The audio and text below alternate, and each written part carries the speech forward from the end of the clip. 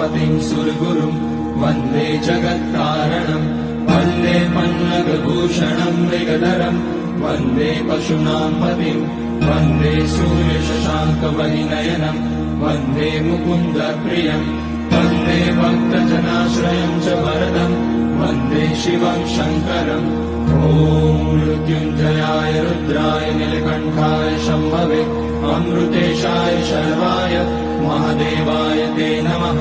नमस्तेऽस्तु भगवन् विश्वेश्वराय महादेवाय त्र्यम्बकाय त्रिपुरान्तकाय त्रिकाग्निकालाय कालाग्निरुद्राय नीलकण्ठाय मृत्युञ्जयाय सर्वेश्वराय सदाशिवाय श्रीमान् महादेवाय नमः।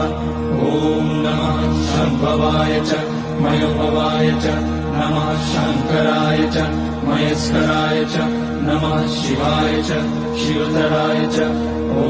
त्र्यम्बकं यजामहे सुगन्धिं पुष्टिवर्धनम् उर्वारुकमेव